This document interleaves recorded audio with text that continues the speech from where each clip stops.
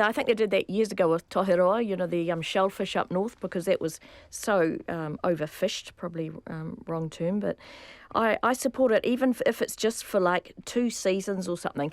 The issue is, I think, our ecosystems and their habitats, but the whitebait season, it is random, and I think whitebaiters have very short memories. Like last year, I remember some of them, they were just getting kilos and kilos and kilos, and at some weekends this year, they were getting a lot. This is on tributaries around the Waikato River, just off Waiuku.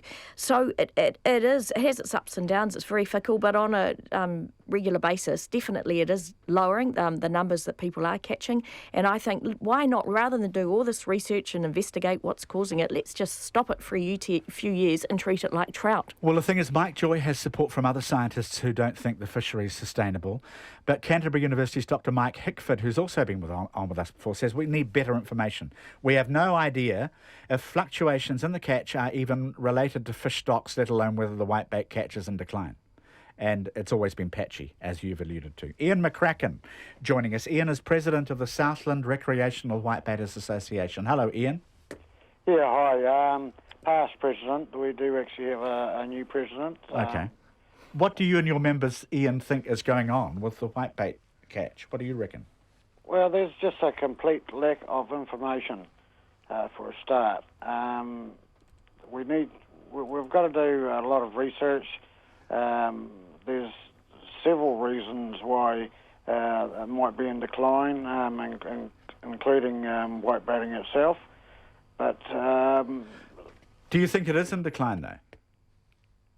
I have been whitebaiting mainly on the banks of the Waio, but in different places throughout the whole of the South Island since 1965, and I've seen, I think, I just wrote a letter. In 1996 was one of the worst seasons I've seen, and then when we... Has it got better, though?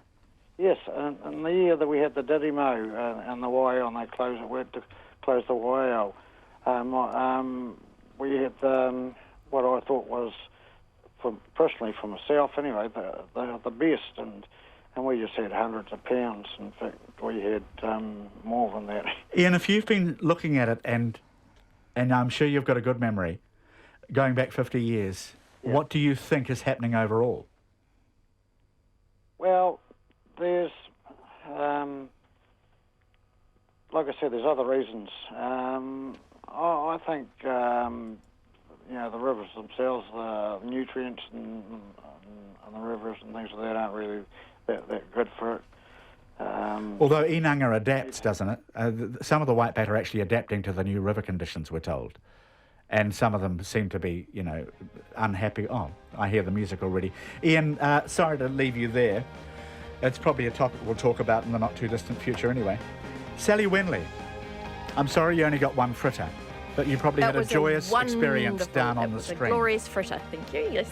Sally Wenley's been on the panel today, and so is Susan Hornsby-Gallick. Thank you so much, Susan. See you later, guys. See you. Bye-bye. And see everybody tomorrow. Thanks for your company, everyone. And Checkpoints with Sharon Brett-Kelly tonight coming up.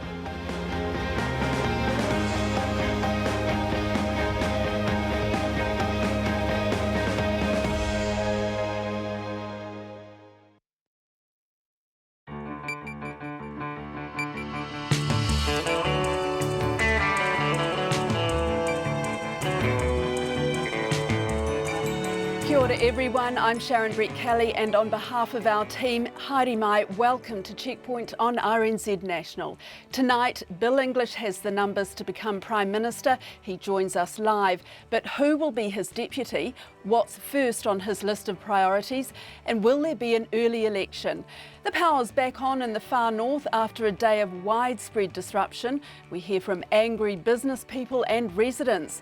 Lydia Coe's dumped coach David Ledbetter tells us why her father should stop meddling in her career.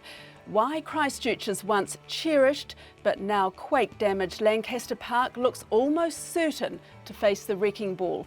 And in another political shake-up, David Shearer looks set to quit politics. RNZ News at 5. Kia ora, good afternoon, ko Katrina Batanaho. Bill English will succeed John Key as Prime Minister on Monday after the only competition for the leadership of the National Party withdrew from the race. Earlier today, Judith Collins pulled out, saying she would back Mr English. Half an hour ago, the other leadership contender, Jonathan Coleman, called a media conference and said he too was withdrawing from the contest, saying he could see the way the numbers were going. I have just been up to congratulate the next Prime Minister of New Zealand, Bill English. We had a really good chat and I think he is going to make a very fine Prime Minister of New Zealand. I'm going to be supporting him 100% because it's absolutely vital that the party comes together, gets on with the job of winning the next election, which I believe we will win, and then supports Bill as Prime Minister through a fourth term and then beyond that. More than half of National MPs had already publicly declared they would support Mr English, and Bill English says he would choose Stephen Joyce as his Finance Minister. He made the revelation during a Treasury lock-up for the latest update on the government books. Labour's finance spokesperson Grant Robertson says the lives of many New Zealanders are still no better, despite positive economic outlook in the latest update of the government books.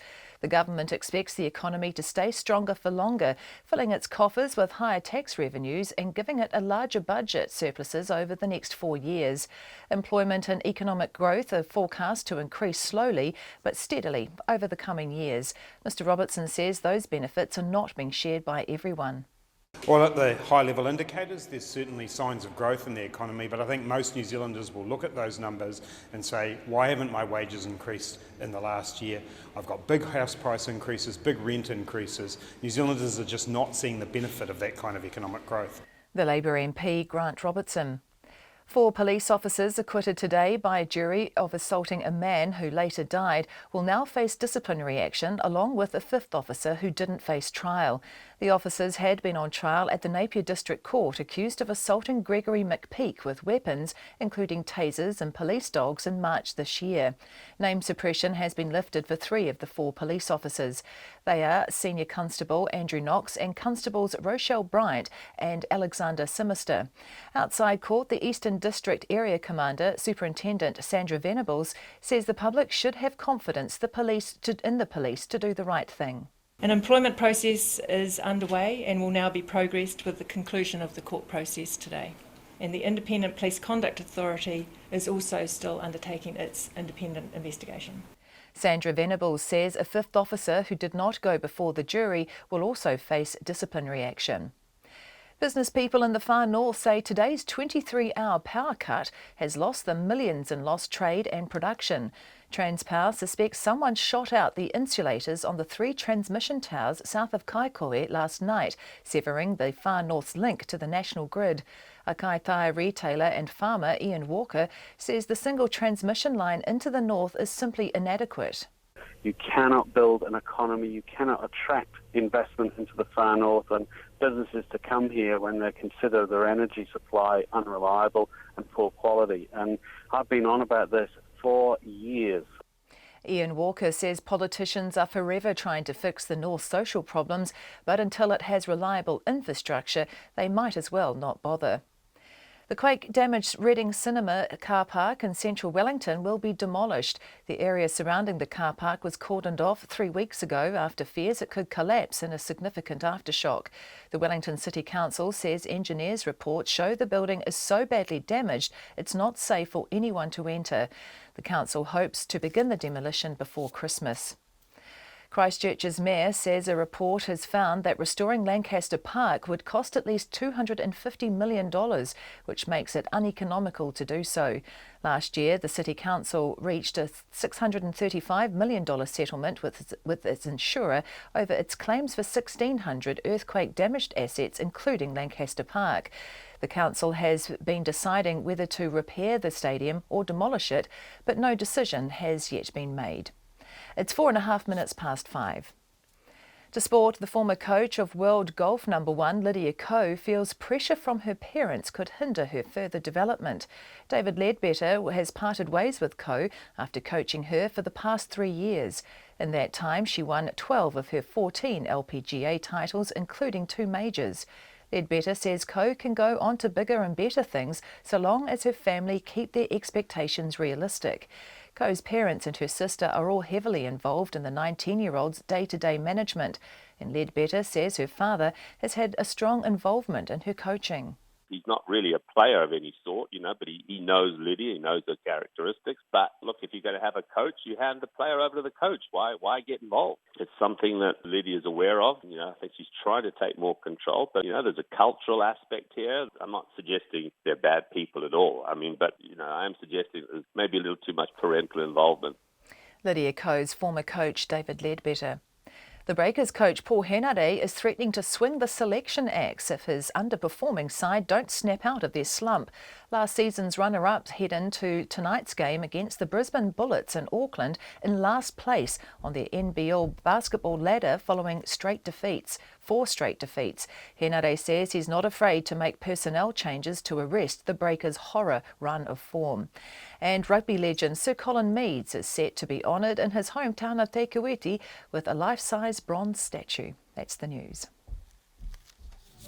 International power. It's the toughest peacekeeping assignment on the planet. The fact that Mr. Shearer's been offered it reflects the personal experience and qualities he brings to this challenge. Angling for power. I'm not going to negotiate portfolios, I think, over morning report, but thanks. No power. I said to him, you better shoot straight home and grab a gas burner, mate. We need a cup of coffee, so that's not all bad. Power up with Morning Report. Guy and Espiner and Susie Ferguson, weekdays from 6.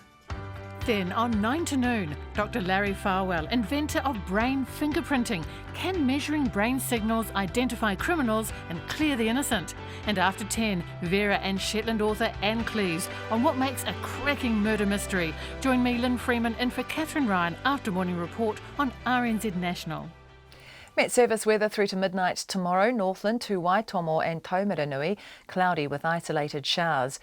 Coromandel, Bay of Plenty, Taupo and Taihape, also Gisborne and Hawke's Bay. Mostly cloudy with scattered showers. Isolated thunderstorms tomorrow about Gisborne and Hawke's Bay.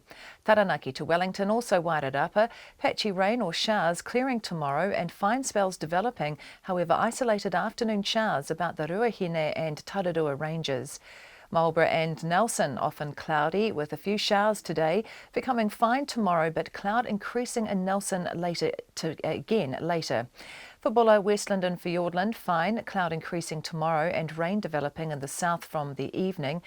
Canterbury and eastern Otago, mostly cloudy with drizzle today, becoming fine tomorrow. For the remainder of Otago, also Southland and Clutha, mainly fine, and the Chatham Islands cloudy with showers tonight, clearing tomorrow morning. It's 5:08 and you're listening to Checkpoint. It's official. Bill English is set to be New Zealand's 39th Prime Minister. After a roller coaster day, more than half of all National Party MPs have publicly declared their support for Mr English, leaving him as the only horse in the leadership race. Earlier this afternoon, Judith Collins conceded defeat, and in the last hour, Jonathan Coleman has held a press conference to also withdraw from the race. In a moment, we'll speak with Bill English, but first, here's our Deputy Political Editor Chris Bramwell. This morning, just a handful of MPs have publicly declared their support for Bill English, and most of those were his cabinet colleagues. But as the day went on, that trickle became a flood, and by the time MPs were making their way to the House for question time this afternoon, Mr English clearly had the support he needed to win Monday's vote. Judith Collins could see the writing on the wall. I came into this process for leadership after several caucus colleagues asked me to. Caucus wanted to have the opportunity to have a contest of ideas and to have a vote. It is clear to me that 50% of caucus support Bill English as the leader, and therefore, as far as I'm concerned, he has won. Judith Collins urged her supporters to get in behind Mr English so the party could look ahead to winning next year's election. Minutes later, the soon-to-be Prime Minister Bill English told reporters he appreciated Ms Collins' support. She's been part of a pretty interesting and constructive discussion among the caucus that's helping reset the government after John Key's departure. Do you expect Jonathan Coleman to withdraw as well? Oh, look, that's a matter for Jonathan.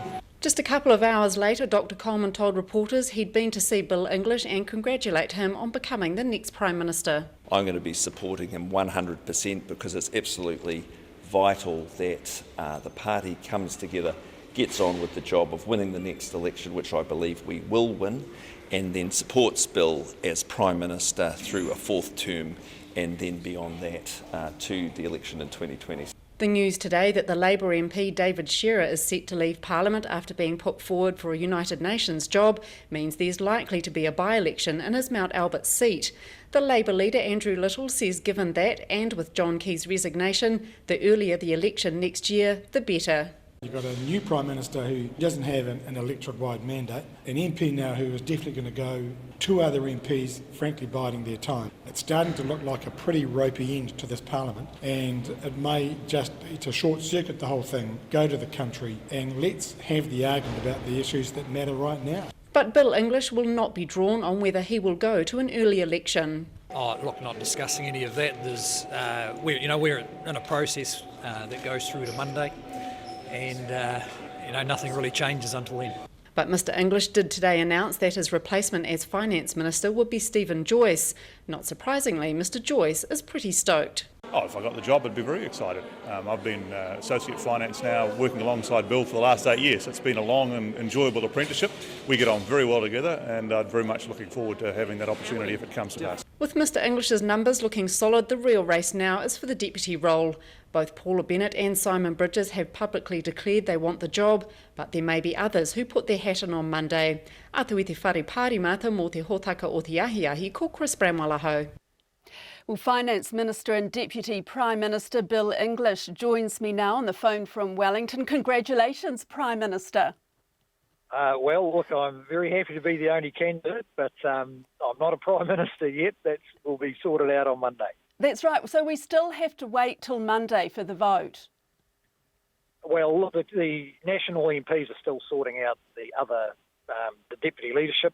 That's an ongoing discussion. There may be a ballot on that. So, yes, I don't become a Prime Minister till I've been confirmed by the National Caucus and then sworn in. So take us through that. You're saying that the deputy is still being sorted out, but who would you like as your deputy? Well, look, the National Party MPs have made it clear they want a contest there, transparent process, and we are very fortunate to have two very good candidates there, Paula Bennett and Simon Bridges, and are working hard at it. Who's your preference, though, Mr. Well, English? look, I haven't expressed a preference for it. I know both of them well. I can certainly work with both of them, and we're fortunate to have others who could have contested it as well. Are you expecting others to throw their hat into the ring? Well, there's no indication at the moment, no. Would you consider anyone else? Judith Collins, Nikki Kay, for example? Well, look, again, it would be up to the caucus, but I think the indication are they're happy with the candidates they've got. And, it is important that politicians put themselves to the test with their own colleagues who I've found are as testing as the general public are about what they want to see in leaders. So can you take us through the process on Monday? It's not just just a case of you saying, right, I want this person as my deputy. Well, look, I think that the process has been explained. If you've got a contest, you've got to have a ballot, and that won't be resolved till Monday with respect to the deputy. Andrew Little says there's an early election on the cards with David Shearer being put forward for the South Sudan UN job. Is it? Will there be an early election? Well, look, I'm not in a position to give a prime ministerial view about that because I don't have the job yet. But all I would say is that the timetable of the government is unlikely to be determined by the Labour Party caucus and their infighting. So you would leave open the possibility of a by-election and a general election in 1 year? Look, again, I'm not really in the position to be giving, views and direction about that. I'd only repeat what I said, and that is that what the government will be on about will be stable and credible government, and the Labour Party's problems in their caucus are really their business. But really, is that what voters would want? Look, again, those are matters we will deal with next week in its proper time when the roles are clear. You're about to get on a plane for Auckland. Will you be visiting Nikki Kay while you're up here? Well, look, I've seen her while she's been down. and she seems to be in remarkable shape. She's a fit and determined young woman. But would If I have the opportunity to see her in Auckland, I will. Would you be backing her for deputy? Oh, look, I don't think that's. I think that's with her health issues, it's not on her mind at all. Of course, today it was the half-yearly opening of the books. Billions of dollars more coming in, but tax cuts are no longer a priority for you. Oh no, that's not quite the case. What we've said is at the moment our priorities are to deal with the Kaikoura earthquakes, where it looks like there'll be a cost of $2 to $3 billion. That's quite considerable. It has significant impact on our finances over the next year or two, but doesn't knock us off course. And we also want to continue to get debt dropping as it's just started to do. So are you saying that there is still a possibility for tax cuts? Well, when you look out with the surpluses we're forecast today, the economy's pretty strong, a bit stronger than we expected 6 months ago. It's generating more tax revenue, it's generating significant surpluses, so we're one of the very few developed countries that have the choices of paying off more debt rather than running up more debt, helping families with their incomes through tax cuts or other mechanisms, and improving our public services. Tax cuts next year, though, Mr. English? Well, look, those are decisions that the government will get on with making once it's sorted out these leadership issues. What about other priorities? I mean, I understand you've already been talking to Housing New Zealand about ramping up the building program in Auckland. Yes, we will be heading into a large-scale building program in Auckland, just to give you a sense of the opportunity there. Under the old urban plans in Auckland, Housing New Zealand's 27,000 houses could have been expanded to 30,000 on the land taxpayers already own. Under the new plan, that can go to well over 60,000. So there is a very big opportunity on the taxpayer-owned housing stock up there, which is 1 in every 16 houses in Auckland. So it's potentially a number of quite large projects. And any time frame for that? Well, the bid for funding is in front of the government now, and we'll work through that as part of the budget process. Finally, Mr. English, did you expect today to turn out the way it has? Oh, not quite, but there'd been strong indications of support in the process with the caucus. I've spent a lot of time with MPs, getting a pretty good measure of that. But look, I think it's a tribute to the other candidates that they can see the discussions being had, the results pretty clear, and that gives us a great basis to move on from the somewhat dramatic departure of John Key. How do you feel? Excited? Relieved? Well, certainly excited.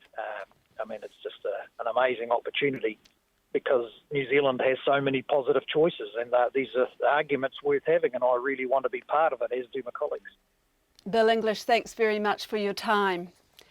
Well, listening to that is our political editor, Jane Patterson. She joins us now. Jane, what a day. It can't have been easy for Judith Collins and Jonathan Coleman to concede defeat. That's right, Sharon. What a day and what a week, I must say. And I think it had become pretty clear by today, even by late yesterday, that Bill English was really starting to stack up those votes. And they just started coming in even more thick and fast this morning. So Judith Collins, on her way into Parliament, obviously saw the writing on the wall. She withdrew at that stage. Dr. Coleman came through the bridge and was still not saying he would withdraw at that stage, but it was pretty obvious that he was certainly weighing up his options. It's only been in the last hour that he came out and conceded defeat to Mr. English. What he did say, though, was it's been very good to have the contest, and that is such a strong message that we've heard from National Party backbenchers in particular about they didn't want just an anointed handover. They wanted to have their voices heard. They wanted to make sure that when the new cabinet lineup is announced, and we're not quite sure when that's going to be, that there are going to be some fresh faces in there, and some of the talent and particularly the 2011 intake is going to be recognised. So this will satisfy that rest of backbench? Look, early indications are that it will. It looks like at this stage, in terms of that deputy position, Paula Bennett has got a bit of a lead over Simon Bridges. My feeling is that we'll end up with Bill English with Paula Bennett as the deputy, and then we of course have Stephen Joyce already confirmed as finance minister. The difference here is the Prime Minister chooses the finance minister, but it's still the caucus who chooses the deputy. Now that contest is by no means over, and we're going to have MPs lobbying, and both of those candidates lobbying over the weekend, because they will come back here on Monday morning to the caucus room to decide that deputy. Jane, will there be an early election? There is a lot of pressure building, and it's early stages. We haven't actually formally elected or had the Prime Minister sworn in yet. And you heard Bill English said, look, he'd say he didn't want to get ahead of himself. But the issue here is that, again, surprise imminent resignation of David Shearer as he goes for that UN job in the Sudan, and that would mean a by-election in his seat of Mount Albert. Now, we also have John Key, who's due to leave, and we also have David Cunliffe due to leave. Now, both of those MPs have said that they won't go until it's late enough that a by-election wouldn't be sparked. But underneath the electoral rules, a Prime Minister can indicate, for example, at the start of the year, that if a general election is going to be held within the next 6 months, that takes out any by-elections that can be cancelled. That does have to be agreed to, of course, as well by 75% of MPs in Parliament. That may be an option that Bill English considers. It just feels very messy to have all of these MPs effectively sitting here and the potential of 1, 2, 3 by-elections with a general election scheduled later in the year, and we're sort of looking towards September. So Mr English may well be considering the possibility of giving that intention and holding a mid-year election. Jane, thank you. That's our political editor, Jane Patterson.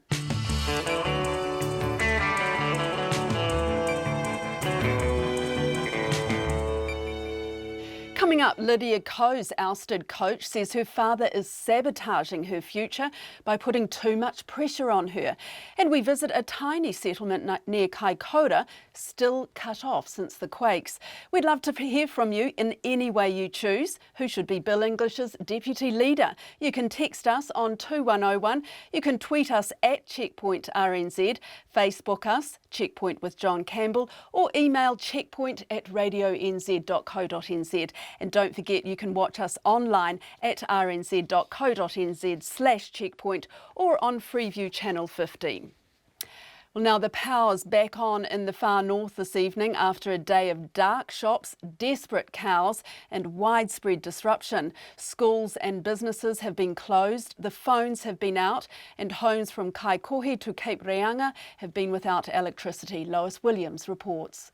Sometime around 3 a.m, someone shot out the lights. At least that's what Transpower suspects. 3 of its transmission towers, which link the far north to the national grid, went out of action, and the far north was suddenly powerless. In Kerikeri's retirement village, the residents woke to find their alarm systems were out, and so was their early morning cuppa. But lengthy power cuts are not uncommon in the far north, and the village's chief executive, Hilary Sumpter, says they were prepared. Come breakfast time, which is at 8 o'clock, we were cooking up on barbecues and boiling water where we could and readying for the long haul because we didn't know how long we were going to be. Of course, we also had to check all our village residents. We've got 81 cottages, and we had to make sure that all the residents out there were okay and safe and sound. Emergency call systems are down. So although we haven't had a crisis, we had to manage as if it was a disaster or a potential disaster. In Kaitaia, security guards stood outside banks, shops remained dark with barred windows, and retailers like Ian Walker were fuming. I feel like I'm living in Zimbabwe instead of a first world country like New Zealand. It's incredibly frustrating.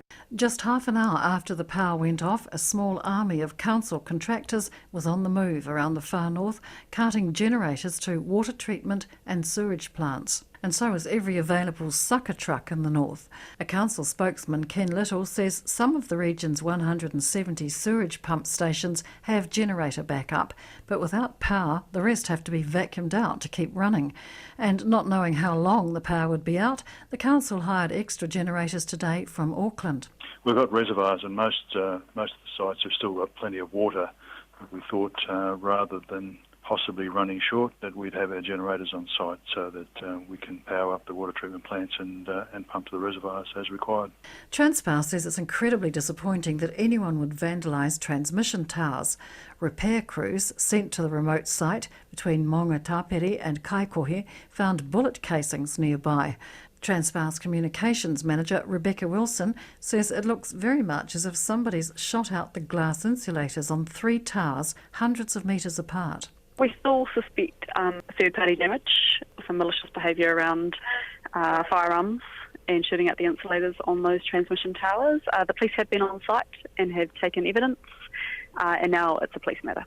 Because Transpower has only one line into the far north, it has to switch off the power at least one day a year to do maintenance, so the locals are not unused to storing water and hauling out the barbecue at short notice. But a far north farmer, Sylvia Bryant, says today was different and people are angry. She says she feels most sorry for the thousands of unmilked cows who spent the day bellowing in pain. And she'd like to get her hands on the vandals who caused the power cut. They have created pain and problems for people all over the north just because they wanted a little excitement. I want them in prison, or I want to be allowed to shoot them. Pepper them with a bit of shot, make them bend over and I'll pepper the bits that stick out. And the power came back on in the far north about 2 o'clock to the relief of all, especially the cows. For Checkpoint, Lois Williams. New Zealand golfer Lydia Ko's dumped coach David Ledbetter says her father should stop interfering in her career. Ko's team made the decision to split from the world-renowned coach who helped her to 12 LPGA Tour titles, including 2 majors in the 3 years they worked together. The 19-year-old won 4 times this year and won a silver medal at the Rio Olympics. Ledbetter didn't say a bad word about Ko when talking to RNZ's Matt Chatterton, but believes her father is putting too much pressure on Ko and other coaches wouldn't put up with it. It's been extremely difficult the last few weeks trying to coach Lydia, because, the father's been heavily involved and, it's very difficult teaching. It's difficult enough coaching one person. When you've got to try to coach 2 and try to interpret what they're saying, it's not that easy, So that really, I made that clear at our meeting. I said, listen, this, you can't go on like this, because, you can only have one coach. It's like, either your father wants to coach you or you find, that I can't do it. I mean, first of all, it's embarrassing standing at a tournament and you've got somebody standing right next to you and somebody, on every shot, somebody's saying something, muttering something and, do this, do that, do the other. And you're trying to sort of get somebody ready, to go out and play, and it's like, it's just not the way it works, and so, I know some other teachers would have probably just walked off at that point, but look, I know they're a close-knit family, and look, it's always hard when,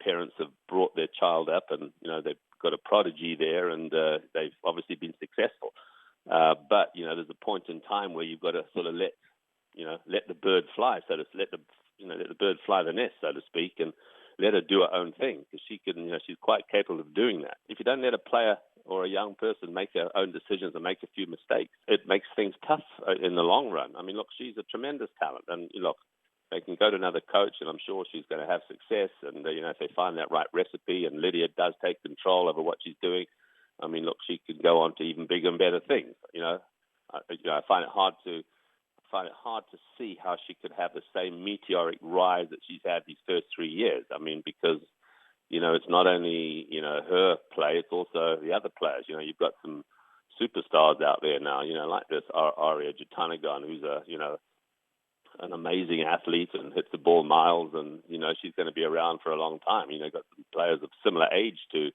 Lydia, so when she came on the scene, I mean, she just hit the scene running, and it was like, oh my goodness, look at this. But now you're getting the Brooks Hendersons and the Charlie Howells and these young Korean players, that seem to be, coming off the off the assembly line, and there's going to be some tremendous competition going forward. So it's not going to be just plain sailing, and so. If you keep sort of, just to reinvent the wheel, it's not necessarily the way to go. But, hey, it may work. I mean, things have happened like that in the past. And, You know, you can blame the swing and you can do this and say, oh, well, hey, she was using David Ledbetter's ace swing, it wasn't working. Well, it sure as hell worked for the first 2.5 years. So there's no hard feelings. I mean, look, it does come with the territory, and you always realize that, you know, there's a possibility these sort of things happen, you know, so, you know. Is her father at risk of sabotaging her career, do you think?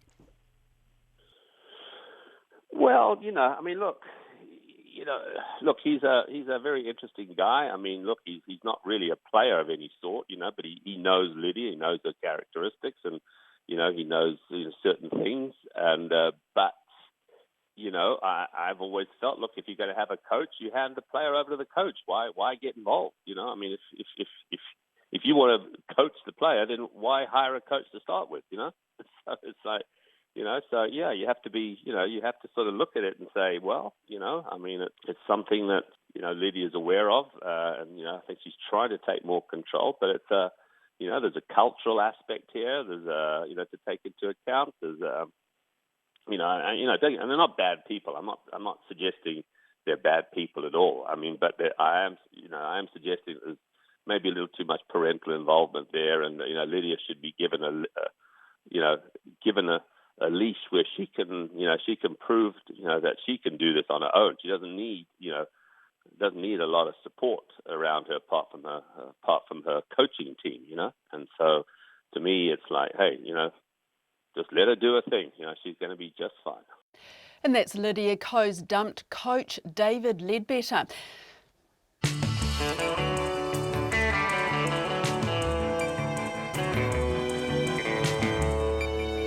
Coming up, 4 Napier police officers are found not guilty of assaulting a man with tasers and police dogs. Fears the death toll will rise after yesterday's powerful 6.5 magnitude quake in the Indonesian province of Aceh. And Christchurch's Lancaster Park looks almost certain to face the wrecking ball after an estimated repair bill of $250 million. But first, here's Katrina Batten with the headlines. Bill English will be the new Prime Minister after the other 2 contenders dropped out of the race for the National Party leadership. Late this afternoon, Jonathan Coleman conceded, saying he could see the way the numbers were going. Judith Collins withdrew earlier today after also conceding that Mr English had the numbers to win. More than half of National MPs had publicly declared they would support Mr English.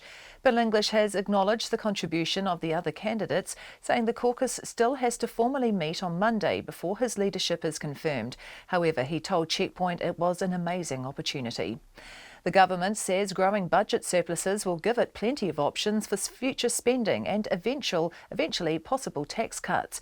In the half-year economic and fiscal update, Treasury upgraded its forecasts of economic growth and tax revenue on the back of strong immigration, construction and tourism. 4 police officers acquitted today by a jury of assaulting a man who later died will now face disciplinary action, along with a 5th officer who didn't face trial. The officers had been on trial at the Napier District Court, accused of assaulting Gregory McPeak with weapons including tasers and police dogs in March this year. Business people in the far north say today's 23-hour power cut has cost them millions in lost trade and production. Transpower suspects someone shot out the insulators on 3 transmission towers south of Kaikohe last night, severing the far north's link to the national grid. The quake-damaged Reading Cinema car park in central Wellington will be demolished. The Wellington City Council says engineers' reports show the building is so badly damaged it's not safe for anyone to enter. The former coach of world golf #1, Lydia Ko, feels pressure from her parents could hinder her further development. David Ledbetter has parted ways with Ko after coaching her for the past 3 years. In that time, she won 12 of her 14 LPGA titles, including 2 majors. Those are the headlines. I'll be back at 6. Kia ora, Katrina. Turning to business news now with Jonathan Mitchell. And Jonathan, it's been a big day for financial announcements. We also heard from the Reserve Bank Governor Graham Wheeler. That's right. Good evening, Sharon. Yes, he gave a speech in Greymouth. It's essentially the last time we'll hear from Graham Wheeler this year. We don't have another monetary policy statement or OCR review until February next year, which is likely to be his last year in that top job. Now, he reiterated a lot of things we've heard before: a strong economy led by construction and tourism, We're humming along nicely at about 3.5%, certainly the envy of other countries around the world. That's likely to stay the same for the next 18 months or so. And we're likely to see it, maybe fall slightly. A lot of data coming through saying it could fall to around 3%. He's also reiterated that unemployment is expected to improve. Inflation, now that's quite a key thing for the Reserve Bank. It's expected to get to the target band 1 to 3% on an annual basis. And Graham Wheeler has sort of pointed out that he thinks we've sort of passed the bottom of that cycle of inflation. But the risks have been drawn up and remain, certainly the key ones coming from overseas, political and economic uncertainty. You've got in Europe and Britain, Britain's exit from the European Union. That's probably going to come to fruition next year. A lot of unknowns surround that. Turning to America, Donald Trump coming in as President of the United States. His policies are seen as quite positive for economic growth, but comes with a lot of uncertainty. Back here, essentially, the key uncertainty to financial stability is house prices and whether that's going to, bubble over, essentially. In terms of interest rates, expect more of the same old story. We're expected low interest rates for some time, well into 2019, the last forecasts I've been seeing. But as Graham Wheeler has pointed out, the door is open for further cuts. He hasn't closed it fully just yet. And Jonathan, all that news, did that have much effect on the markets today? That's right. We obviously had Bill English come out, and then the speech from Graham Wheeler. It did have a good positive impact on the dollar. That's trading at 72.1 US cents and 96.1 Australian. In terms of the market itself, it rose just 26 points to end at 6916. Sharon. Thanks, Jonathan. 4 Napier police officers will remain on full duties after being cleared of assaulting a man during arrest. There were gasps in the public gallery as Constables Alexander Simister, Rochelle Bryant, Senior Constable Andrew Knox and a 4th officer, who has name suppression, were found not guilty by the jurors, who took just over an hour to reach their decision. Our court reporter Edward Gade filed this report from the Napier District Court. The Eastern Police District Commander Sandra Venables confirmed that the ordeal for the officers is not yet over. There's 5 staff being investigated in regards to employment matters. The superintendent would not identify who the 5th staff member was, but that officer was not charged. All 5 will also face an independent police conduct inquiry. Because we have to be transparent and accountable for our actions in the course of our duties, it's a difficult process for everyone that was involved, and like I said, I acknowledge the McPeak family as well, because we can't forget that Gregory McPeak died in relation to this incident, during this incident. So it's a difficult process for everyone, but I'm very proud of the fact that we did an extensive, complex investigation and we put it before the courts to make the determination. The 2-week trial heard how Gregory McPeak had used a baton-like weapon to assault his elderly father in his Hastings home, leaving the weapon at the bloody scene. Police were told Mr McPeak could be armed with a crossbow, had been drinking and was suicidal. They caught up with him at Napier's West Shore, where he refused to get out of his car despite repeated calls to do so. They used pepper spray, tasers on him and police dogs were set loose in his tiny Honda SUV before he was dragged from the vehicle face first and died at the scene.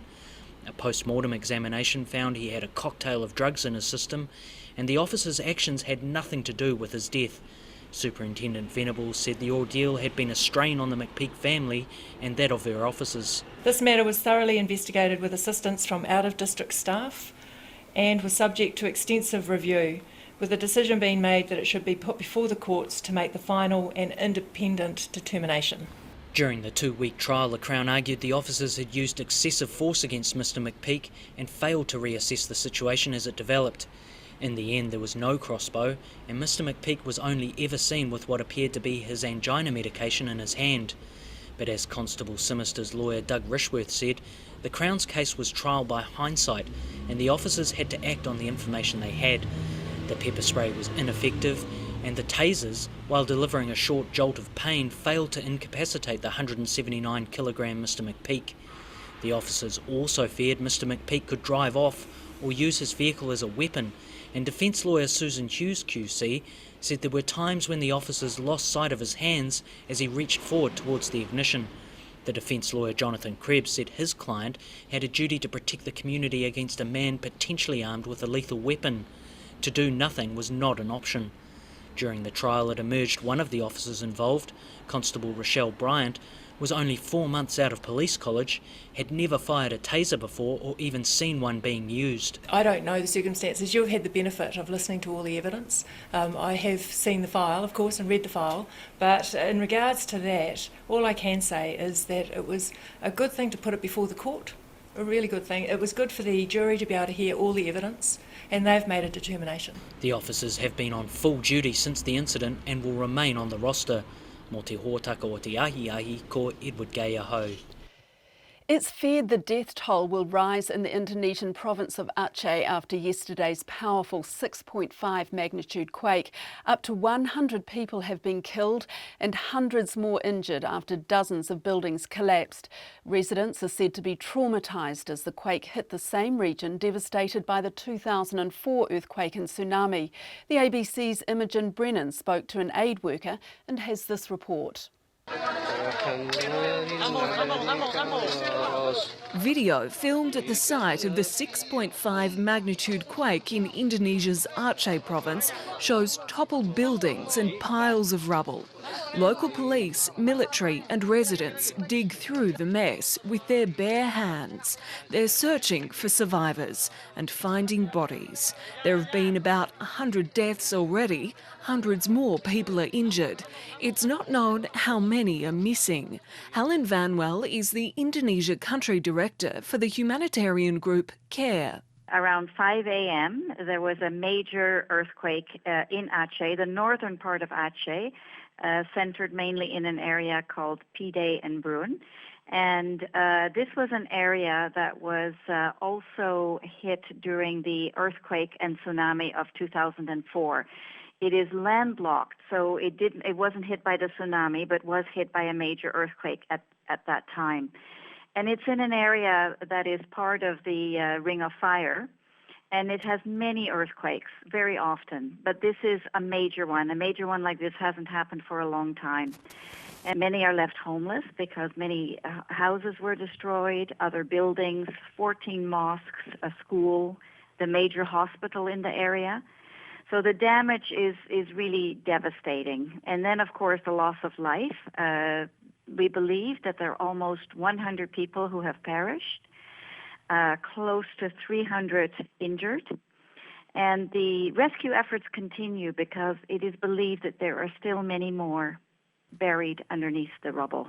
Not only have people lost their homes, they've lost their livelihoods, they've lost family members. These are close-knit communities, and everyone will know someone who is affected. And that was Helen Vanwell from the humanitarian organisation CARE, ending that. From the ABC's Image Here, the council reached a $635 million settlement with its insurer over its claim for 1,600 earthquake-damaged assets, including Lancaster Park.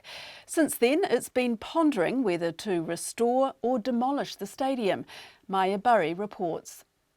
Mayor Leanne Dalzell says a council report found restoring Lancaster Park to its former glory as a Tier 1 venue, capable of hosting World Rugby Test matches, was going to be costly. If you were thinking of your own property and your insurance company, if you were insured for $150 million and you're told that it's going to be $250 to $275 million to reinstate, then you would say that that was uneconomic to repair. Ms Dalzell says because the report has not yet been before the council, no official decisions on the stadium's future have been made. But if the council accepts the repair job is too expensive, it will start looking at options for the land's future use. Leanne Dalzell says there are some constraints, as the land was gifted to the council on the condition it was used for sports, recreation, entertainment and public assembly purposes. Yes, there are limitations on what you can use it for, but does that mean that that's an opportunity as well to rethink and reimagine its use, but within the context of the terms of the gift to the city that it was? It could include a replacement, but it could also include other uses. The engineer leading the investigations into the stadium for the council, David Whittaker, says the quake damage is serious. It's really in three areas. One is in the foundation under the buildings, and secondly there's been a lot of settlement to the buildings, and thirdly structural damage. So the foundations and the settlement are mostly due to liquefaction underneath the buildings. And so the stone column ground improvement that was constructed under the buildings has now become ineffective. Leanne Dalzell says the news that the stadium is unlikely to be repaired will be devastating for the thousands of Cantabrians who had enjoyed the venue over the years. Yesterday, the chairperson of the Crusaders, Grant Gerald, visited the stadium, which was once home to the region's rugby side. Yesterday, being there, 6 years being away from the place, it brought back a lot of memories of the fun that we had as an organisation there, and it seemed it was quite an emotional moment to sort of say goodbye to it in a way, even though the decisions need to be made. But if we go to somewhere new, then it'll be new, and we'll be forward looking for another 100 years for the future of Canterbury and Christchurch. Under the terms of the city's blueprint, which sets out the major rebuild projects, the council is committed to building a new covered stadium in the central city.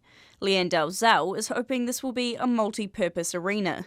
The council is expected to discuss the report and the future of the stadium at a meeting next week. For Checkpoint, Maya Burry. Former students of the South Island's only residential horse training course say shutting it down will stop others getting into the industry. The Tertiary Education Union is criticising Lincoln University for preemptively closing the courses at its Telford campus without waiting for feedback. The university is in a month-long consultation with staff about plans to cut a third of the site's workforce and pass it off to another organisation. Our Otago Southland reporter Ian Telfer has the story. All around the horse industry in the South Island, people are shaking their heads about the closure of Telford's equine course. Elizabeth Mitchell did the course in 2014 and she's not happy. Without swearing, I think it's bullshit. No, it's absolutely ridiculous, and I can't believe that they're thinking of doing that, because it's one of the only places in New Zealand that you can come and get an education with horses and actually a qualification. Elizabeth Mitchell's well on the way to her dream of being a horse doctor and breeder, and says much of it's because of Telford. It's probably the best years of my entire life.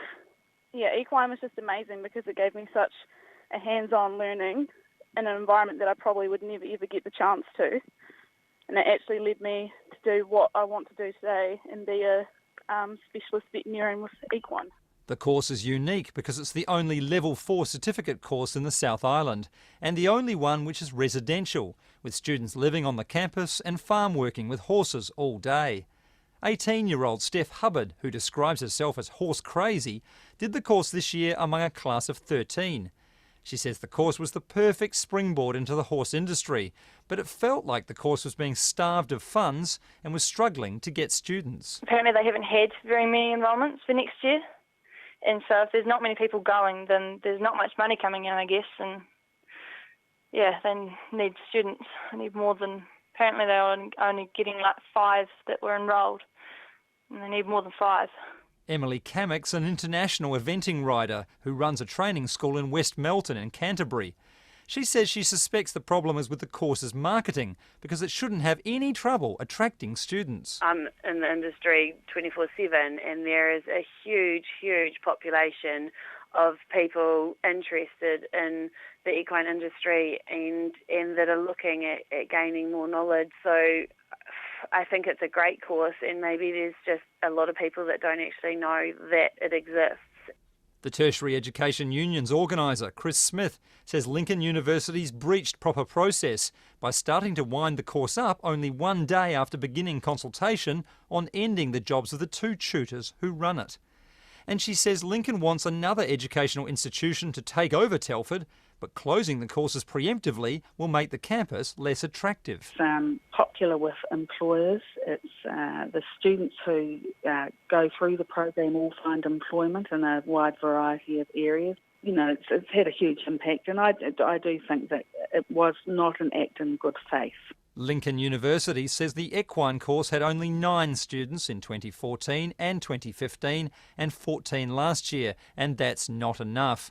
But it says it can't say more because it's still consulting on staff changes. In Dunedin for Checkpoint, Ian Telfer. 3 weeks on from the Kaikoura quakes, many people in surrounding settlements remain cut off. One of those places is Rakotara on State Highway 1 north of town, which finds itself marooned between giant slips the authorities say will take months to clear. Conan Young and visual journalist Rebecca Parsons-King today paid some of its inhabitants a visit. Rakotara used to be a few minutes' drive from Kaikoura, but now requires parking your car at the foot of a massive slip and walking through train tunnels and over massive boulders. Seen from the air, the damage to this part of the highway is jaw-dropping. Up close, your stomach begins to churn and thoughts quickly turn to where the best means of escape is in case there's an aftershock. Beyond the devastation sits Rakotara, where 8 people have decided to stick it out, despite their isolation. Among them are Tahua Solomon and Ngaio Teua. They described the moment they first realised they were stuck. Because this big black bus came along with 2 people in it just after the quake. And so an hour later we're thinking, oh well, this tidal wave might come, even though it hadn't, then we could go up to Mangamoni. And so we get, it must have been 1:30 or something, we all drive in convoy down, going towards Kaikoura, and we just get down to that slip that you guys just came across, and thought, far out, those people were really lucky getting in here. Because as you can see, it's just total devastation, destruction. The whole hill has fallen on top of the tunnels. So yeah, we knew that. Unbelievable. We knew that slip was down. And the next morning, we went for a wander up to the other end, and you get to this place called Buddha's Bend. You'll see it when you walk down there. And from there, you could get a good clear view right across to Oho Point and to the seal colony. And so from there, we couldn't distinguish the road, and you'll see that. It's just like a big side of a mountain. And part of the side of the mountain is the train tracks that have come 20 metres from its bed, and it's basically right across the road and in the ocean. And yeah, so we knew we were stuck. It was a week before any help came their way, first from a local chopper pilot who delivered food from the local marae. And then this guy comes on his little fixed-wing top-dressing plane and lands out here on what we now call our airstrip. And he brought all these supplies from these amazing people in Christchurch. And we just, it was embarrassing really, we had so many supplies. No, the pilot was Ed Pinkney from Southland. After close to 3 weeks with no running water and with supplies of rainwater running low, the decision was made to venture up the hill to a spring that feeds the settlement to try to fix the quake-damaged pipes. And it was scary getting up there. I don't know whether my mates were scared, but I was certainly quite windy about it. And we went and checked our water supply. The spring was good, and the integrity of catchment was good. The pipe had been breached by a slip, so we had to follow it all the way down and venting the pipe all the way and bleeding it. And then we got to this other slip, which is just before our storage tanks. And so there was a bit of work that had to be done getting new pipe across the slip, and Pete volunteered for that. He's a tiny wee waif, and he moves around really quickly. We didn't want him to do it, but he insisted, and he got the pipe across. Ngaio works for Whale Watch in Kaikoura and has been promised a paycheck until the end of January, thanks to the government's business assistance package. So we'll know at the end of that how viable the business is going to be. Really, it's all about this road, getting this road open for people, getting people wanting to come back here again. Yeah, giving them the confidence to want to come back here before any tourist operators can get going again. This was meant to be our bumper year. We just had the amount of people that were coming through the door, which hadn't been happening over the last 5, 6, 7 years. It was just phenomenal, and we knew this was going to be a big year for the whole town. Access to town isn't completely impossible, but requires walking over slips and through train tunnels to cars waiting on the other side, which help locals to complete the journey to Kaikoura. Tahua and Ngaio are staying positive and continuing to look ahead to the future. But we talked to our landlord, who is yet to talk to his trust today, about what we can do here.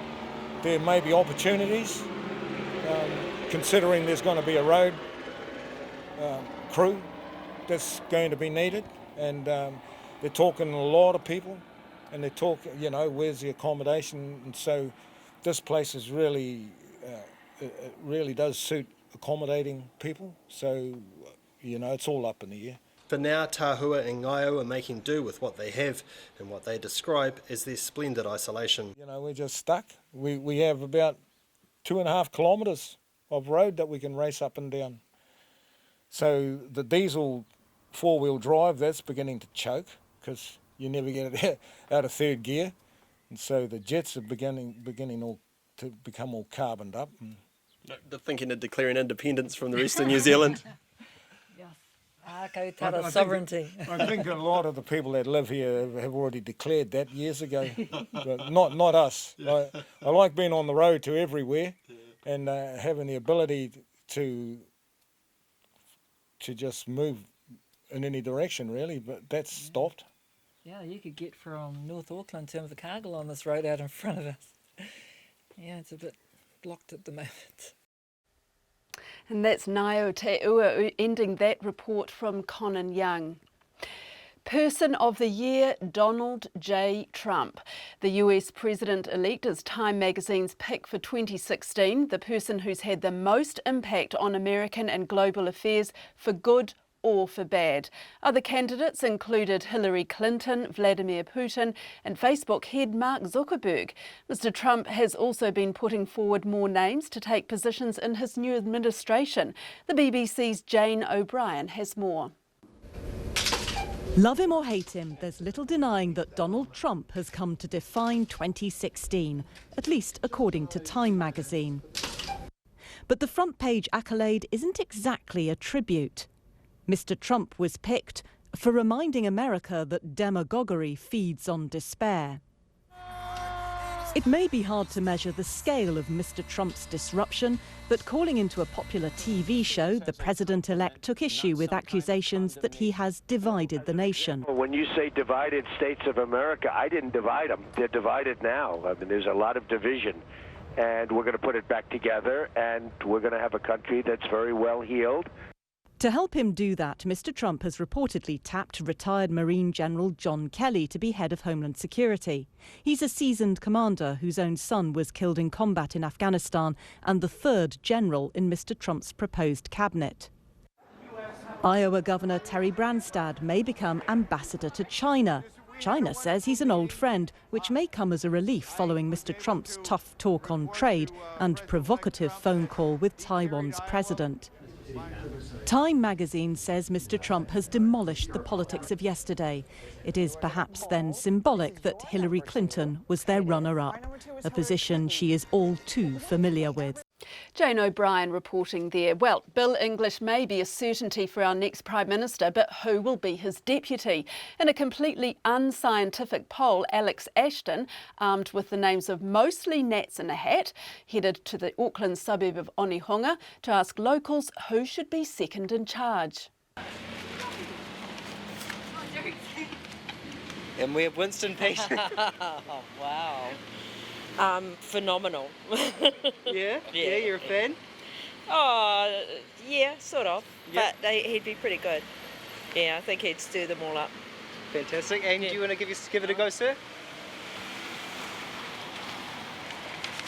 And we have one Judith Collins. Thoughts? Oh, that'd be pretty scary. Scary, why is that? It's not my kind of lady. All you have to do is pick one and say what you think they'd be like as deputy. So if you pick one, and what have we got there? Oh, we've got Paula Bennett. Oh, never heard of her. Never heard of her? Sorry. That's all right. Yeah, no, Jonathan Coleman, and yes, I think he would. Be a good deputy prime minister, Yeah, and why is that? Because I think he's got his finger on quite a variety of different issues, and there's another person called Judith that I don't particularly like. Simon Bridges, what do you think? He's a bit too young to take that job, I think, but he's not too bad. Wondering if you could just pick one. If you know them, say whether you think they'd be a good deputy. Give it a promise, yeah. Give it a good shake. Here you go. And who have we got there? Paula Bennett. Yeah, what do you think? Yeah, look, I think she would actually. It'd be good to have a female for a start. And she seems pretty smart. I think she's got experience. I think she would make a good Deputy Prime Minister. Who have we got? Simon Bridges. What do you think? Who cares? Nikki Kane? Know them? Not sure if they'd make a good one or not. And that was Alex Ashton with that report, and we'll of course have more on Deputy Prime Minister Bill English after the news. RNZ News at 6. Ngā mihi nui, good evening, ko Katrina Batten tēnei. Bill English will be the country's new Prime Minister after the only two other contenders dropped out of the race for the National Party leadership. This afternoon, the Health Minister, Jonathan Coleman, conceded, saying he could see the way the numbers were going. Judith Collins withdrew earlier today. Mr English says it appears that he'll have the full support of the National Party caucus on Monday morning when their leader is formally selected. Mr English says he won't consider himself to be the Prime Minister until then. I only get to be the leader of the National Party and therefore the Prime Minister when the National Party MPs confirm that. At the moment they're engaged in sorting out the leadership team. That's still got some way to run, and the plan at the moment is that confirmation of leadership will be on Monday, not today. Mr English wouldn't be drawn on the prospects of an early election, but the Labour leader Andrew Little says the earlier the election next year, the better. The Labour MP David Shearer is set to leave Parliament after being put forward for a job leading the United Nations mission in South Sudan, so there could be a by-election in his Mount Albert seat. Andrew Little says things are starting to look messy in Parliament, with Prime Minister John Key leaving as well. You've got a new Prime Minister who doesn't have an electorate-wide mandate, an MP now who is definitely going to go, two other MPs frankly biding their time. It's starting to look like a pretty ropey end to this Parliament, and it may just be to short-circuit the whole thing, go to the country and let's have the argument about the issues that matter right now. Andrew Little wouldn't say what month he'd like to have an election, but says his party is ready. The government says its growing budget surpluses will give it plenty of options for future spending and eventually possible tax cuts. In the half-year economic and fiscal update, Treasury upgraded its forecasts of economic growth and tax revenue on the back of strong immigration, construction and tourism. Our business editor Giles Beckford has more.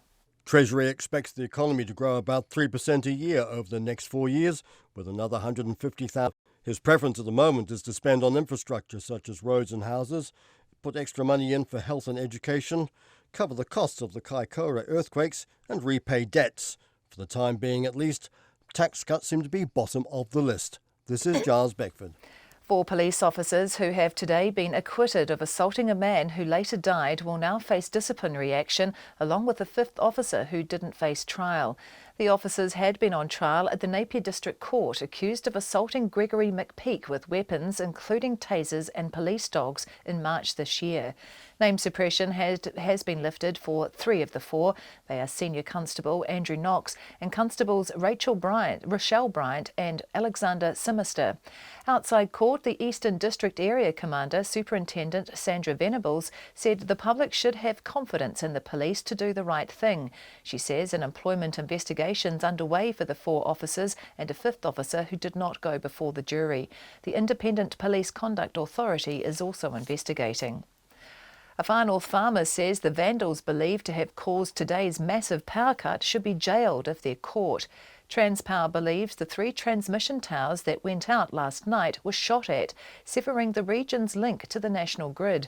Sylvia Bryant says she feels most sorry for the thousands of unmilked cows that spent the day bellowing in pain, and she'd like to get her hands on the culprits who shot out the lights. I want them in prison, or I want to be allowed to shoot them. Pepper them with a bit of shot, make them bend over and I'll pepper the bits that stick out. Sylvia Bryant. Power was restored to the Far North about 2 this afternoon, and the police are investigating the damage to the towers. Auckland's mayor has confirmed he'll form a task force to tackle the city's housing crisis. Phil Goff says it will meet in the new year and produce a list of recommendations to give to the government. Our Auckland correspondent Todd Nair reports. Mr Goff says the task force will include both private and public sector members and representatives from the government. It'll seek ways to break down barriers that are slowing the rate of home construction, such as the lack of infrastructure. The Mayor says the initiative is likely to cost the council little more than a morning tea and a couple of muffins. He says it hopes it will have recommendations for the Minister before the end of the Housing Accord, which has been extended to May next year. I Tamaki Makoro, ko Todd Niall tēnei. It's 6:05. To sport, the former coach of World Golf #1 Lydia Ko believes her parents are stifling her career. David Ledbetter has parted ways with Ko after coaching her for the past 3 years, when the golfer won 12 of her 14 LPGA titles, including 2 majors. Ledbetter says the 19-year-old can go on to bigger and better things so long as her family keep their expectations realistic. Ko's parents and her sister are all heavily involved in Ko's day-to-day management, and Ledbetter says her father has had a strong involvement in her coaching. Lydia should be given a leash where she can prove, that she can do this on her own. She doesn't need a lot of support around her apart from her coaching team, And so, to me, it's like, hey, just let her do her thing. She's going to be just fine. David Ledbetter. The Auckland City assistant coach, Ivan Visilic, believes his side is as prepared as they can be for the FIFA Club World Cup, which starts in Japan tonight. Auckland open up against J-League winners Kashima Antlers in Yokohama. The club has been to the Club World Cup 7 times, including finishing 3rd in 2014 when Visilic was playing. They've played 2 warm-up friendlies in Asia, and Visilic is happy with where they're at. The guys have worked really hard over the last 3 or 4 months. Unfortunately, we've had a couple of injuries that have taken a few key players away from us, but the strength in the squad is really good, and I think we've definitely got the players that can step up and keep us in that game to give us a chance to get in a result. Ivan Visilic, that's the news. Tonight on Night's Dallas Goldtooth. One of those standing up for the Sioux Nation at Standing Rock, where the harsh Dakota winter is closing in. Although their protest camp has won some support for the US Army, our Changing World finds out there is more to the Kaikoura quake zone than we initially thought, while Fergus Barrowman will smooth out some of those seismic waves with some sweet new jazz. On Nights with me, Brian Crump, from Afternoon News at 7 on RNZ National. Met service weather now through to midnight tomorrow. Northland to Waitomo and Taumaranui, cloudy with isolated showers. Coromandel Bay of Plenty, Taupo and Taihape, also Gisborne and Hawke's Bay. Mostly cloudy with scattered showers, isolated thunderstorms tomorrow about Gisborne and Hawke's Bay. Taranaki to Wellington, also Wairarapa. Patchy rain or showers clearing tomorrow and fine spells developing, however isolated afternoon showers about the Ruahine and Tararua ranges. Marlborough and Nelson often cloudy with a few showers today, becoming fine tomorrow but cloud increasing in Nelson again later. Bulla, Westland and Fiordland fine. Cloud increasing tomorrow and rain developing in the south from evening. Canterbury and eastern Otago mostly cloudy with drizzle today, becoming fine tomorrow. For the remainder of Otago, also Southland and Clutha mainly fine, and the Chatham Islands cloudy with showers tonight, clearing tomorrow morning. It's 6:08 exactly, and you're listening to Checkpoint. It is clear to me that 50% of caucus support Bill English as the leader, and therefore, as far as I'm concerned, he has won. So with 50% of the caucus, I would like to say to my supporters that we should get in behind Bill as the leader. I'm going to be supporting him 100% because it's absolutely vital that the party comes together, gets on with the job of winning the next election, which I believe we will win, and then supports Bill as Prime Minister through a 4th term, and then beyond that to the election in 2020. Bill English's leadership challenges Judith Collins and Jonathan Coleman throwing in the towel today, paving the way for Mr English to take over from John Key and become the country's next Prime Minister. His early victory in the leadership battle leaves just the Deputy's job up for grabs when the National Party caucus meets on Monday. I spoke to Bill English earlier in the programme and he told me the battle is still very much alive. The National Party MPs have made it clear they want a contest there, transparent process, and we are very fortunate to have 2 very good candidates there, Paula Bennett and Simon Bridges, and are working hard at it. Who's your preference, though, Mr. Well, English? look, I haven't expressed a preference for it. I know both of them well. I can certainly work with both of them, and we're fortunate to have others who could have contested it as well. Are you expecting others to throw their hat into the ring? Well, there's no indication at the moment, no. Would you consider anyone else? Judith Collins, Nikki Kay, for example? Well, look, again, it would be up to the caucus, but I think the indication are they're happy with the candidates they've got. And, it is important that politicians put themselves to the test with their own colleagues who I've found are as testing as the general public are about what they want to see in leaders. Andrew Little says there's an early election on the cards with David Shearer being put forward for the South Sudan UN job. Is it? Will there be an early election? Well, look, I'm not in a position to give a prime ministerial view about that because I don't have the job yet. But all I would say is that the timetable of the government is unlikely to be determined by the Labor Party caucus and their infighting. So you would leave open the possibility of a by-election and a general election in 1 year?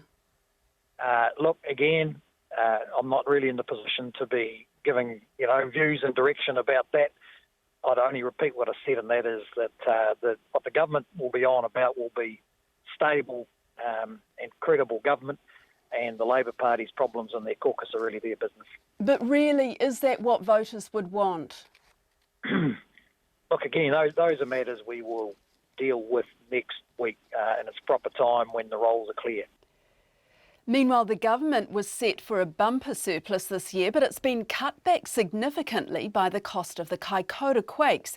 The government expects the economy to stay stronger for longer, filling its coffers with higher tax revenues and giving it larger budget surpluses over the next 4 years. In its half-year economic and fiscal update, Treasury says the economy is expected to average 3% growth over the next 4 years, driven by strong immigration, construction and tourism. Our political editor Jane Patterson reports. The surplus has been trimmed to $473 million for the current year, but that allows for an estimated $1 billion hit from the Kaikoura earthquakes. Bill English says the government still wants to cut income taxes if possible, but that will only happen as its finances and debt levels allow. We come here and present the forecasts, events occur, like the earthquakes, just a little bit of a warning signal out of the Australian economy that could have an effect on us ultimately if things don't go well there. So we've got to keep an open mind about the risks to the growth at the same time as we work through the choices. The good thing is we've got the choices and we've got some flexibility. Labour's finance spokesperson Grant Robertson says the lives of many New Zealanders are still no better, despite the positive economic outlook. Well, at the high-level indicators, there's certainly signs of growth in the economy, but I think most New Zealanders will look at those numbers and say, why haven't my wages increased in the last year? I've got big house price increases, big rent increases. New Zealanders are just not seeing the benefit of that kind of economic growth. Mr Robertson says tax cuts should be at the bottom of the list of priorities. We've got public services under huge strain, 40-odd thousand people homeless. We haven't seen any money go into the super fund since 2009. They should be higher priorities. Bill English did not take tax cuts off the table today. He's still dangling those out there. That's irresponsible when there's so much need to invest in people and invest in the economy. Net debt will fall below 20% of GDP a year earlier than forecast, so the government is now likely to resume payments to the New Zealand Superannuation Fund in 2021. The Greens co-leader James Shaw says that's still too far away. I agree that we've got to put money aside for the earthquake recovery in Kaikoura and the top of the south. We also urgently need to start putting money back into the super fund, and I think we can't wait until 2020 to do that because that just stores up a significant long-term problem. By June 2021, a surplus of $8.5 billion has been forecast, and the increases are being earmarked for spending on unspecified capital and infrastructure projects. From Parliament for Checkpoint, Jane Patterson. Labour MP David Shearer looks to be lined up for a top job with the United Nations in South Sudan. While his appointment is yet to be confirmed by the Security Council, Mr Shearer's name is the only one that's been put forward by the UN Secretary-General Ban Ki-moon.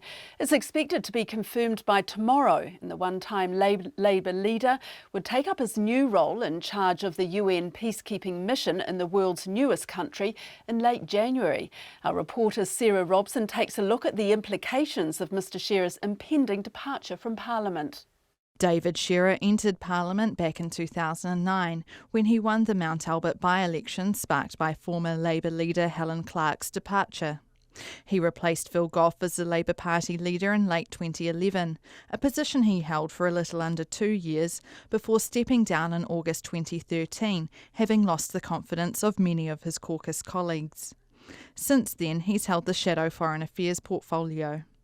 But voters in Mount Albert don't seem too sad to see him go. I think he's a good bloke, but obviously I don't think maybe politics didn't suit him since he was short-lived as leader. He was the ex-Labour leader, wasn't he? Yeah, so I guess nothing. I haven't seen David Shearer around. I must admit I tend to see more of the Auckland Central MPs around. The head of the United Nations, Ban Ki-moon, has notified the Security Council of his decision to name David Shearer as the head of the UN peacekeeping mission in South Sudan. The Security Council hasn't yet confirmed the appointment, but that's expected to happen by Friday. In the job, Mr Shearer will be overseeing a $1.5 billion operation and 18,000 people, and it's likely he would have to take it up by the end of January. His resignation could spark a by-election in Mount Albert, hot on the heels of last weekend's Mount Roskill by-election. But Labour leader Andrew Little says Mr Shearer's resignation could add to grounds for the government to call an early election. You've got Maurice Williamson sitting there waiting to take up his role in Los Angeles. You've got David Cunliffe there who's announced his retirement, has a role ready to go to. Now David Shearer about to go. And there's a new Prime Minister who hasn't been elected to Parliament on the basis that he or she is Prime Minister. These may well be the conditions to go early. If so, we are ready to go. Most voters in Mount Albert spoken to by RNZ News thought an early election was preferable to yet another by-election. It's a waste of money. What change is going to happen anyway? If we want to encourage them to vote, it's important for them to know that their vote's going to count. And so that's why I think that having a snap election is good, because people don't get, vote weary and vote lethargic. I think definitely an early election, considering National are changing, so I think it's such a waste of money, the by-election. The Labour list MP, Jacinda Ardern, is considering a tilt at the seat.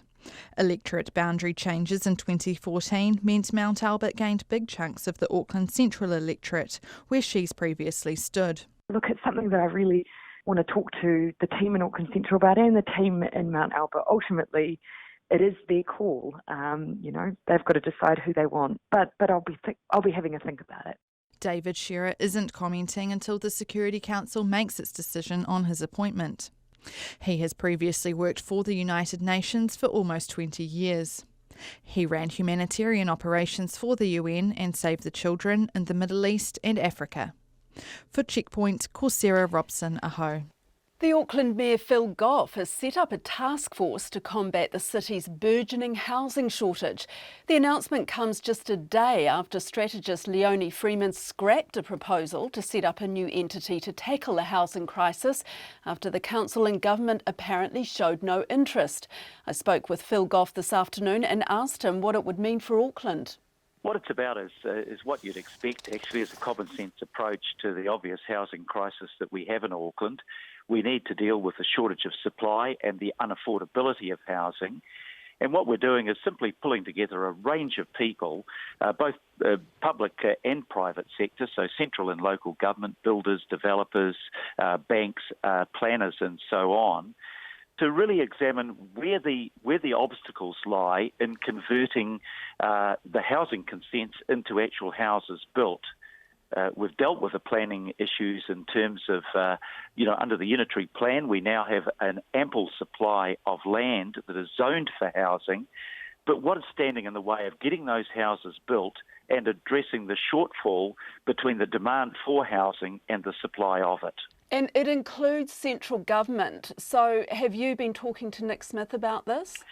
Yeah, I've had a couple of meetings with Nick Smith. The last one, or probably just maybe about 10 days ago, and we were talking about what might replace the Auckland Housing Accord, which expires next year. It seems to me that whatever the positive factors of that housing accord might have been, the number of houses that were built in special housing areas has been about 1,700. That's helpful, but it's nowhere near enough to address the crisis that we have in Auckland. So we want to know what stands in the way of building more houses and quickly. And some of those answers will be obvious. It's the shortage of infrastructure to allow the houses to be built, the water and wastewater, the roads and so on, and the funding needed for that. It's about a skill shortage, given the pace at which the industry is going at the moment. It's about the rapid escalation in the price of building materials. It's about land banking. So we want to get together people that are on the front line of dealing with the need to supply more houses and work out where the market failures exist and work out a series of recommendations that we can make to the Minister that we think will make a difference. And so what, will you be setting numbers and will you be setting dates? Will you be setting deadlines on this? Oh, look, we want to do it as quickly as possible. So we'll either convene the task force just before Christmas or more likely in the early in the new year. And it's to deal with a practical set of recommendations that we want to make to the Minister that will address the problems that stop the building industry being able to provide the number of houses that the huge growth in Auckland currently demands.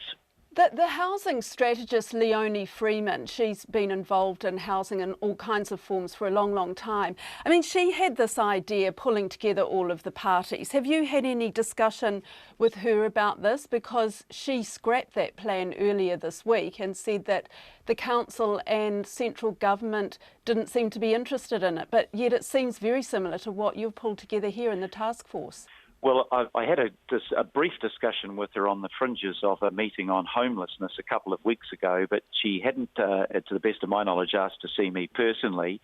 Look, she'd put something together. It did involve the expenditure of $250,000. I'm reluctant to expend $250,000 if I think I can achieve the same thing less formally through bringing together the parties that I'm sure will be willing to cooperate to help us address this problem. That wasn't $250,000 from the council, though. That was different parties contributing to $250,000. I think the intention was that the council should contribute to that, and the intention. I mean, I think there are very good ideas in what Leonie put forward. I read her paper carefully, but in the end, government has to agree to provide the funding and the mechanisms to allow this to happen. Mr Goff, have you had to rush this task force out? Because when you spoke to RNZ earlier this week or late last week, and you were asked about the whole area of housing, you didn't make any mention of it. Have you sort of pushed it forward? Well, I did make mention to Todd Nile about what we were doing on homelessness, which was in the public arena. On this side of it, this is work that I've been doing over the last couple of weeks with the Deputy Mayor and the Chair of the Planning Committee. But you don't announce these things until you've made progress to the point that you're ready to announce them, and that's exactly what we're doing now. And that's the Auckland Mayor Phil Goff. Wellington's inner city residents want the government to provide money and other support if they're going to tighten the rules on earthquake-prone buildings.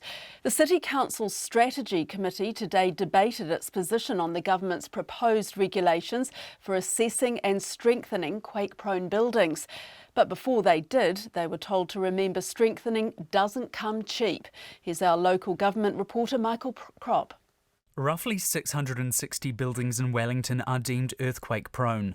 At least one of those is an apartment block with 7 tenants and a strengthening bill of more than $1 million. The Inner City Residents Association says now is a good time to distinguish between commercial and residential buildings to ease that burden. Its president, Geraldine Murphy, says that one-size-fits-all approach will impose significant costs on residents. This is a whole conundrum, isn't it? We've got a legislation that's applying across the board to residential owners and buildings that the public are using. So and if the government wants to get those things happening faster, they have to provide support. She says that means engineering and technical support, as well as cold, hard cash. The Council Strategy Committee Chair Iona Pannett agrees. Strengthening is expensive, and the government needs to take that into account. The issue of cost is a bugbear and has been a particularly difficult issue. Unfortunately, when the legislation was developed, Councillor Eagle, the government in the regulatory impact statement refused to acknowledge that there would be a cost on owners. They just ignored the issue. And some building owners balk at the commercial interest rates of having to take out a loan to pay for the strengthening. Mark Butcher is the chief executive of the local government funding agency. It provides loans to councils at lower rates and for longer periods than commercial banks. Mr Butcher says if councils want, they can borrow that money and then lend it out to building owners. If they had it factored into their long-term plan or their annual plan budgets, then local government funding agency could lend to councils. We don't make a call on what councils use their borrowing from the LGFA for. Ms Pannett says they're looking into that. We need to make sure that we look at all of the options, whether it's tax deductibility, or loans, or grants, and just see what's actually going to work for people. Because the great risk is that this legislation will not work if people can't afford to do the work. Andy Foster, who chairs the Council's Finance Committee, holds reservations. Is there a mechanism to provide access to cheaper finance? That's something which we have talked about, we've looked at, and no doubt we will continue to explore. The pro is that you are able to help building owners out. The cons are that you do expose yourself to some risk. But Mr Foster says it could be a good investment because it's much cheaper to strengthen buildings than repair them. In Wellington for Checkpoint, call Michael Kropdene. Some people fear no one will show up to their birthday party, but that won't be a problem for Mexican teenager Ruby Ibarra Garcia. Hola, ¿qué tal?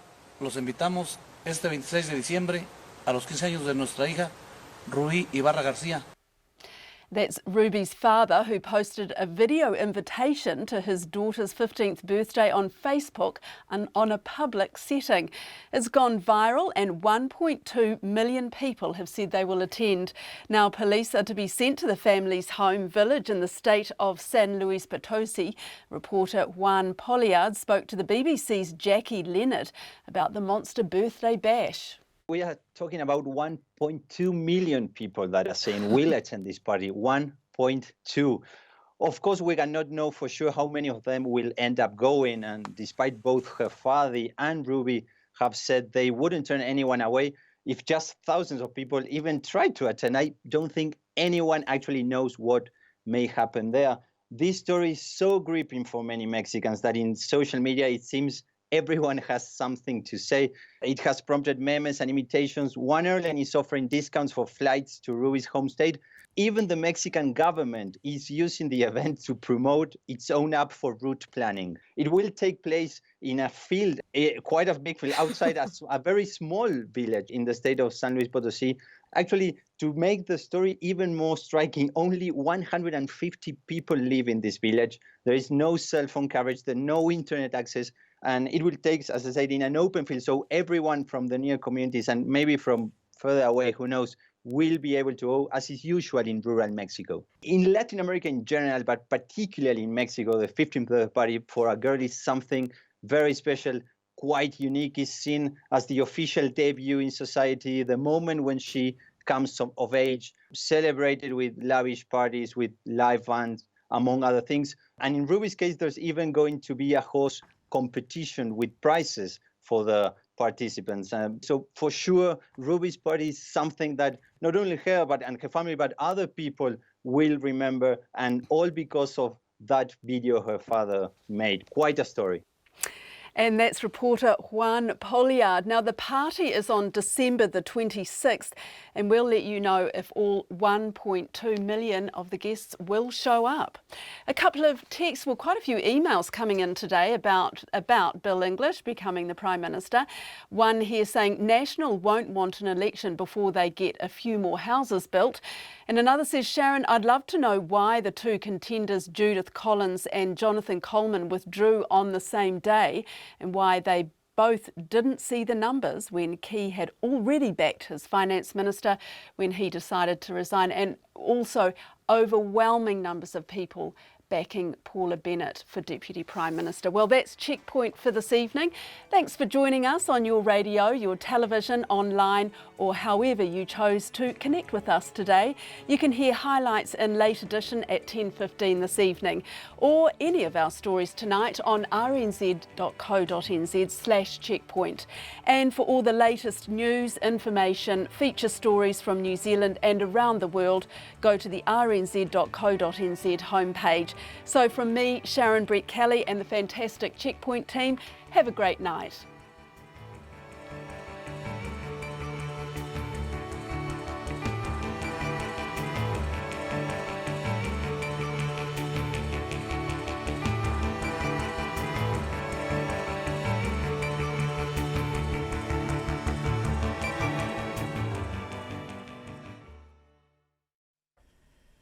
RNZ News headlines at 6:30. Bill English will be the country's new Prime Minister after the only two other contenders dropped out of the race for the National Party leadership. The government says its growing budget surpluses will give it plenty of options for future spending and eventually possible tax cuts. A Far North farmer says the vandals believe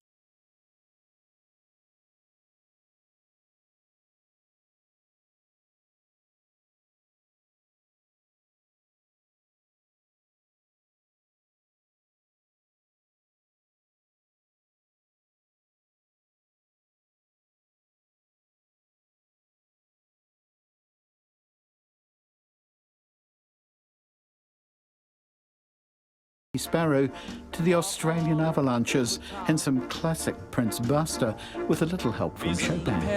People are swinging the news around.